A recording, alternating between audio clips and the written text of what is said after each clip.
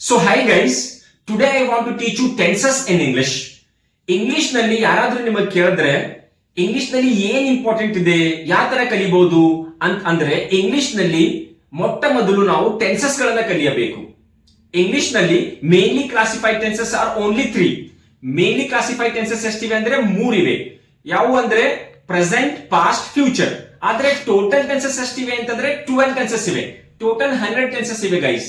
Total 12 tenses ಗಳಿವೆ. Present ನಲ್ಲಿ 4, past ನಲ್ಲಿ 4, ಫ್ಯೂಚರ್ ನಲ್ಲಿ 4.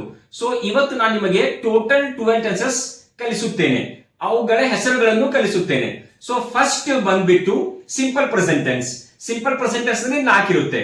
ಯಾವ್ಯಾವ ಅಂದ್ರೆ simple present tense, present continuous tense, present perfect tense, present perfect continuous tense. ಅದೇ ತರ ಪಾಸ್ಟ್ ನಲ್ಲಿ 4 ಇರುತ್ತೆ. Simple past tense, past continuous tense, past perfect tense, past perfect continuous tense. ಇದೇ ತರ ಫ್ಯೂಚರ್ ನಲ್ಲೂ 4 ಇರುತ್ತೆ.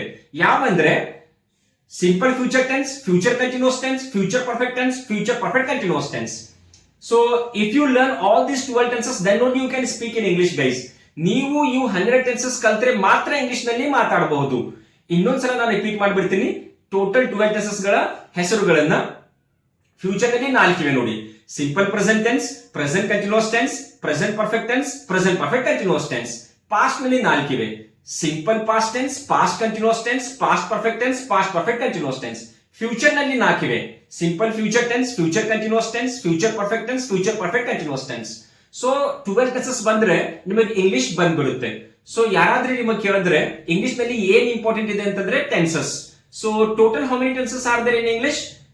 There are 12 tenses in English. Okay, if you want to learn English like this step by step, so please do subscribe to my channel. ಇದೇ ತರ ನೀವು English ಅನ್ನ step by step ಕಲಿಬೇಕಂತಂದ್ರೆ ನನ್ನ channel ಅನ್ನ ಸಬ್ಸ್ಕ್ರೈಬ್ ಮಾಡ್ಕೊಳ್ಳಿ. Thank you so much guys.